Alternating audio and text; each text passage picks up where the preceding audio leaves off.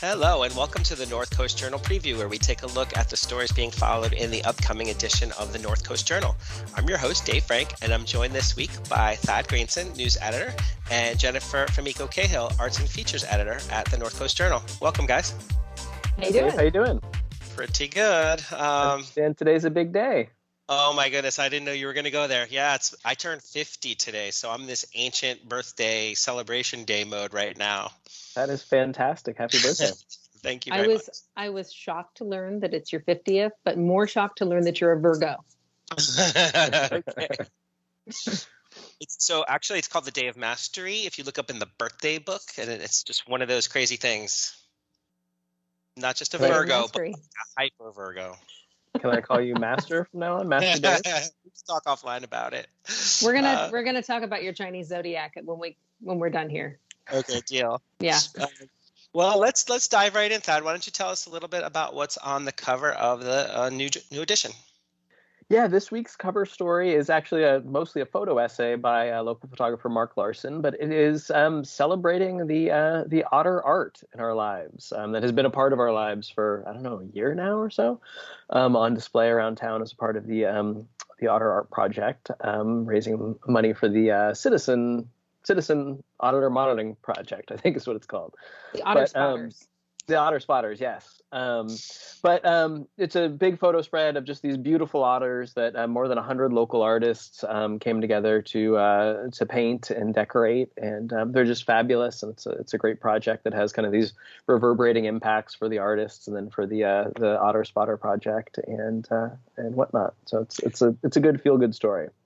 And amazing. I have to put a plug in just for people. Seriously, go check them out because they are absolutely beautiful. Like some of them are, I would say, like world-class amazing. And I'm a pretty harsh judge, I guess, but beautiful stuff. They're absolutely beautiful, and they're all so different. They have these identical Otter Sculptures that then folks got to decorate however they wanted, and so some added layers of kind of mosaic or clay on top, and others just painted them. But there's just this wonderfully diverse kind of imagination of these otters, and they're fabulous. So can you tell us a tiny bit about kind of how it came to be and how the benefits are going to be distributed out to the wildlife program? Yeah, definitely. So it was kind of the brainchild of a wildlife professor, Jeff Black, who a few years ago now, the project has been kind of delayed and slowed by COVID, but Jeff Black was traveling in Europe, and they had a similar project there, and he went and saw laid eyes on Bunty, who's the otter of his heart that he found there. It was just this he runs the Citizen Monitoring Project here in Humboldt, and came across this beautiful piece of otter art in Europe. I was like, wow, I need to know the story behind this, and found out that it was a part of this large project to both raise awareness of conservation issues and stuff like that, but then also to have artists, paint these statues that then get auctioned off at the end and raised funds for, I don't remember what the cause was for that particular one, but he basically saw this project and was like, Humboldt would be the perfect place to do this because, we care so much about our environs here, and there's so many artists among us. And he thought it would be a great fundraising project for the wildlife program, and specifically for the Otter Monitoring Project. So he brought it back and kind of launched this whole thing himself. And as I said, it kind of got derailed and delayed a little bit by COVID, but they found a way to do it safely, and got, I think, 108 artists to participate across 5 counties. And these things have been displayed in a bunch of different sponsoring businesses. And then this week was kind of the culmination. And so they were all auctioned off. 30 in a live auction in Clark Plaza, and then the other 70-something online.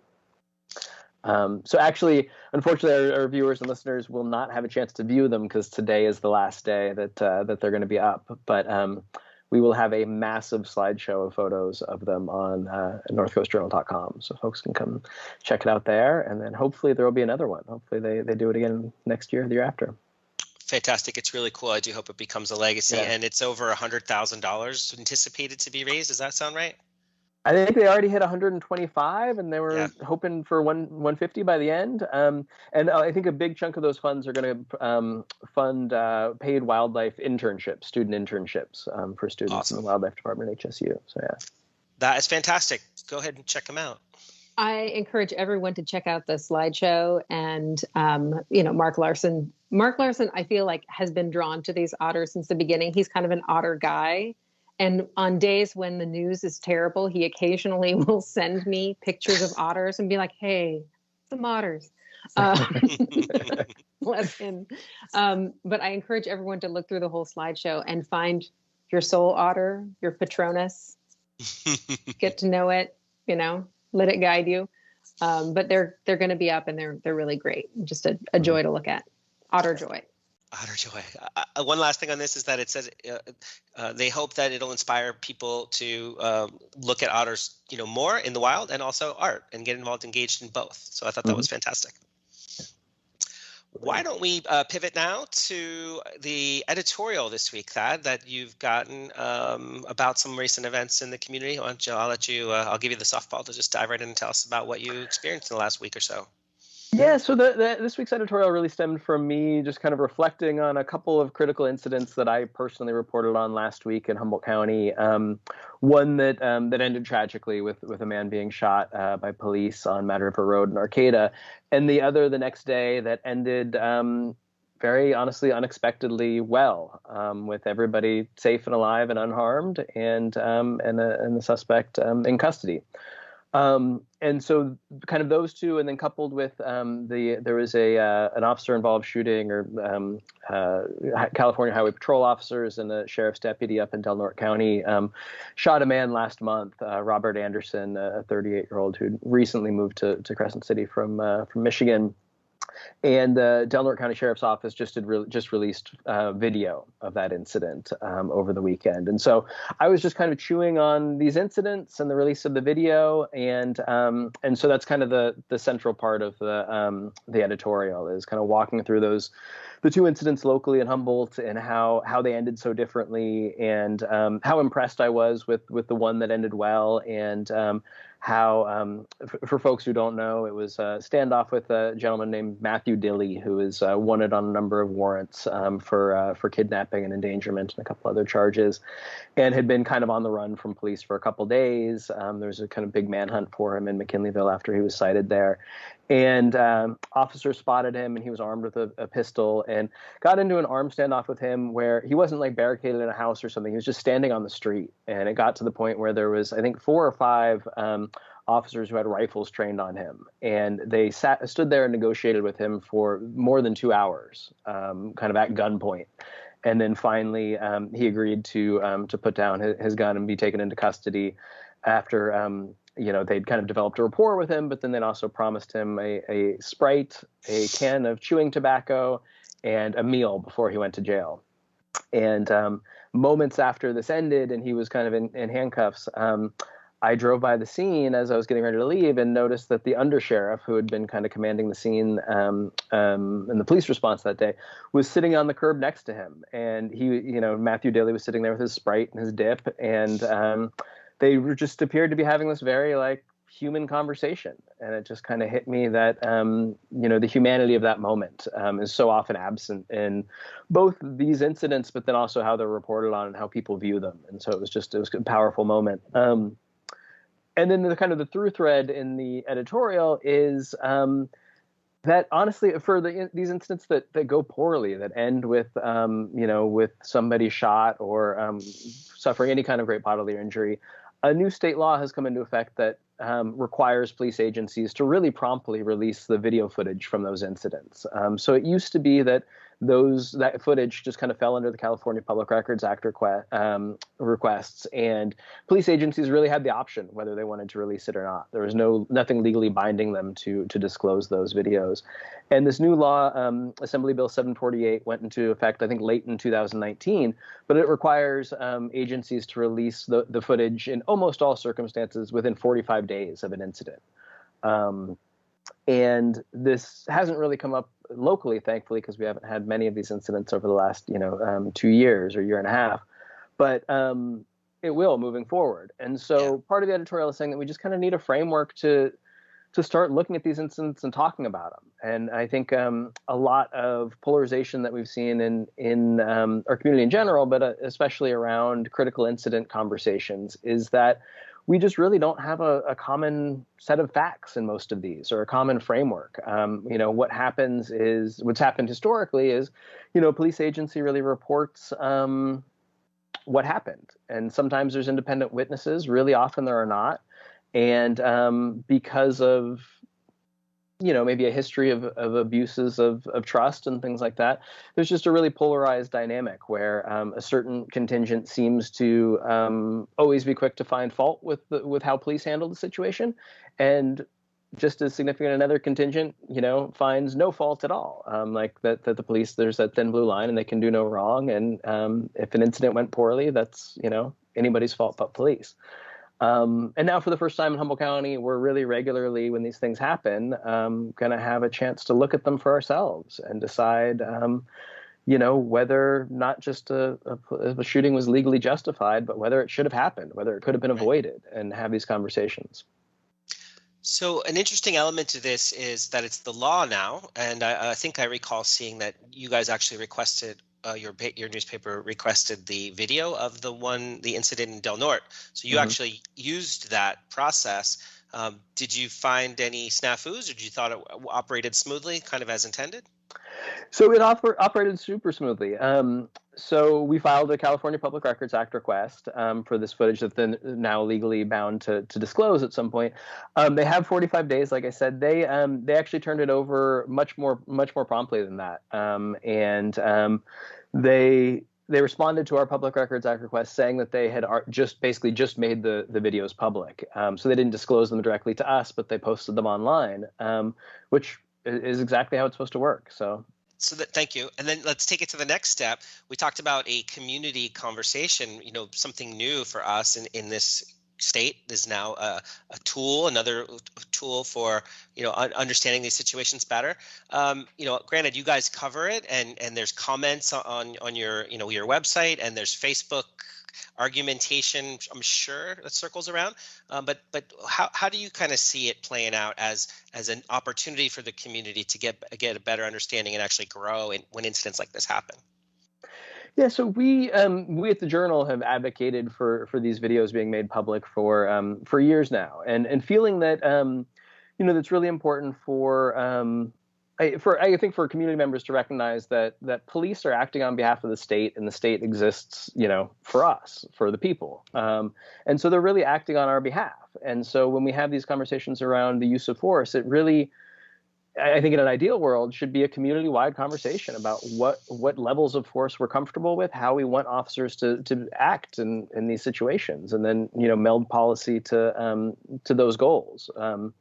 And the first step of that is, getting an idea of what we're talking about. So often, I think police officers are quick to say, well, members of the general public don't understand what we see. They don't see things from our perspective. Well, few things put you as close to their perspective as a body-worn camera. Right. And you get to see these incidents and see what officers are experiencing. And so, I think the Del Norte shooting is first of all, just horrifically tragic because of the loss of life there. But I think it's also a really good example of how complex these situations are, or can be, and how many decisions officers have to make, and how nuanced those decisions are, and how uncertain. There's no, it's not color by numbers where you do one thing and you're guaranteed a certain outcome. And so, I think there's these buzzwords that are out there right now, like de-escalation and less than lethal tools and stuff, which are great, but this is a chance for us to really look at them and talk about how they might work in a given situation. Which is fantastic. I think it's really important. I know we've talked in other settings where the idea is that in theory we could have some kind of public forum where people could, actually confront the challenges or the difficulties of how complicated these things are. So hopefully that's something we can pick up in the future. Absolutely. Yeah. And I think the last thing I'd add is I think that also, my hope anyway, is that now that these videos are going to be out there, that the heads of law enforcement agencies will be more willing to talk the public through them and, really have, whether it's at a press conference or some other venue, where they walk through from their perspective what they're seeing on the video, how it aligns with departmental policy, and, how the outcome could have been affected by different decisions. Yeah, knowing that we're all fallible, but we also need justice and accountability and all those other things when actions are taken on behalf of the community. Thank you so much for this coverage. I really appreciate your insights. Yeah, thanks, David. How about you, Jennifer? What is going on the arts and features beat this week? It is the end of summer. I know I railed against the fall people last week, and I still am not ready for your decorative gourds. I am still not ready for all the Halloween costumes that are hanging up in Costco. I'm grieving. But the end of summer, that sort of tail end, in Humboldt, at least the September month, and somewhat at the end of August, but September is when our blackberries pop off. And I know for purists, people are like, well, the Himalayan blackberry, the native Pacific, they all taste good. I'm sorry that some of them are invasive. They are all delicious. I can't tell the difference. I just had Holly Harvey show me, who actually also painted one of the beautiful otters in our story. She walked me through the difference between the leaf shape and number of leaves on the Himalayan and the Pacific. And the Pacific, the native species, has tiny little pointy 3 leaves, but somehow aren't poison oak. Help me. I don't know what I'm doing. I'm reaching into branches. But I enjoyed going crazy and picking berries because I'm one of those people. And there are, a couple of kinds of people in the world. People who are unwilling to slash their arms and hands to get a few berries, and the rest of us. I'm one of those crazy people. Thad knows I don't go hiking. I don't care about gardening. But if you tell me there are blackberry bushes, I will walk very far.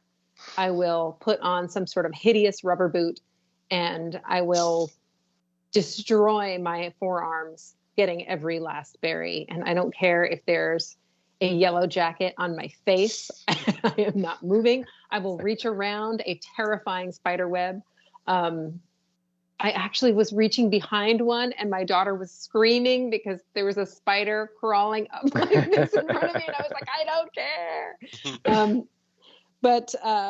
So I was sort of recalling the weird mania that I learned for berry picking when I was small, which, we had blackberries out in front of my house. And so we had all kinds of blackberry related goodies. We made jams and jellies, and sometimes we just cooked the hot syrup and ate it on vanilla ice cream.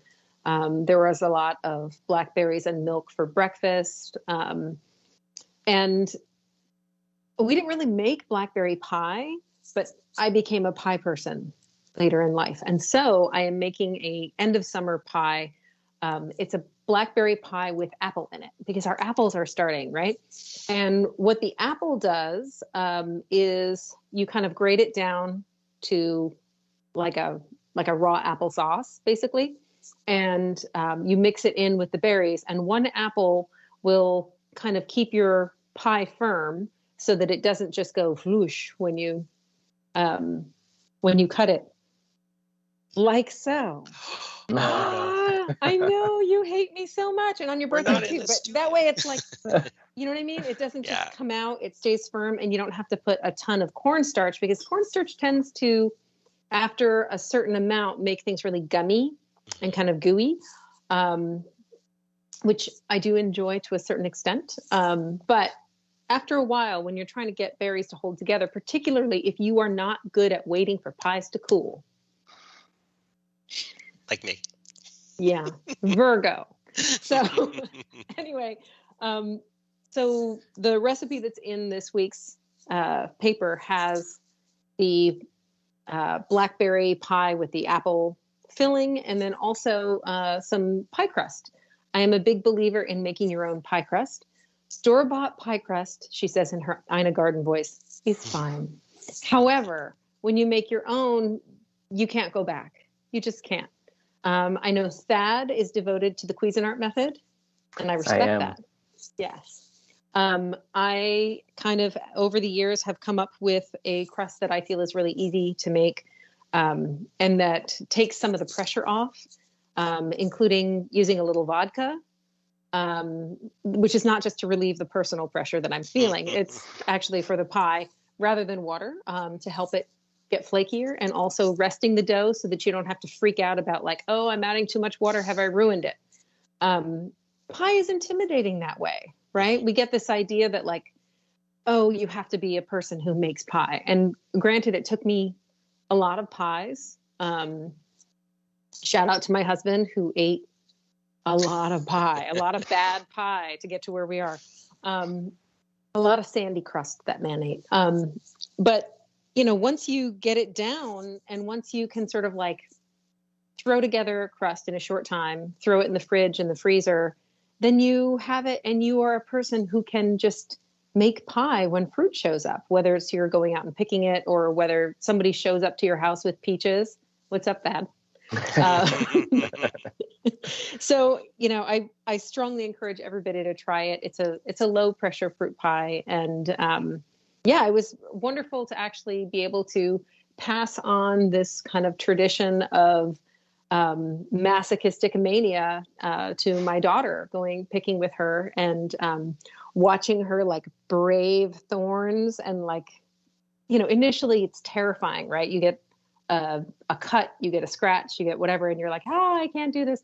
But then after a while, if you are of an obsessive, greedy nature, you just don't even feel it anymore. And you're just like pulling a shark tooth looking thing out of your arm and just going further. I know how that goes. Yeah, that's the sweet spot of obsession, right? Where there's actual reward. It's very nice. I hope everybody gets really crazy in the last, I think we've got another week or two of being able to go out and pick them. So I hope everybody goes crazy and enjoys it. So I took your advice after last week and went to the farmer's market and got some wonderful produce. And so, now I'm thinking about your pie crust. That was like joy of cooking, but then plus your wisdom you've accumulated over the years combined. Is that right? Yeah. And another book by Nicole Reese that's been really helpful to me in general. And I like a low pressure bake. Doesn't all have to be British baking show for me. Totally. Yeah. I came to eat, not to present. I feel you. Oh, but speaking of things that are a little bit lumpy and homey, like a homemade pie.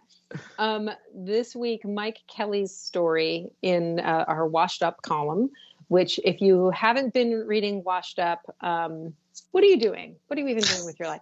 About once a month, he writes us a column about stuff that's dead that he found on the beach in Humboldt. Oh my goodness. And this week he writes about a species of shellfish that is native to Humboldt, and it is literally called the Northwest Ugly Clam. Of course. And and of course he has a debate with an imaginary friend, because that's what he does, about whether or not this name is justified. And, this particular clam has to grow around rocks and crags and things. And so it's sort of lumpy. And then it has what he describes as a horny cuticle that flakes. So it's not very pretty. It's pretty on the inside. It has like that shiny kind of nacreous interior. However, we all know it's the outside that matters. That's ugly. And, so it's basically like that shell that you see and you don't pick up. That's the Northwest Ugly Clam, and you can read about it this week. Right on. I love his style too. It's really clever, funny. It's worth checking out. So we got a lot in this week, you guys. I think we're just about out of time. Thad and Jennifer, thank you both so much. This was fantastic. Thank you, Dave. Happy birthday. Thank you. I appreciate it. Enjoy your birthday. I'm going to do my best, I promise. North Coast Journal is available on newsstands now. Pick one up, stay informed. Also available online anytime. Till next time, take care, everyone.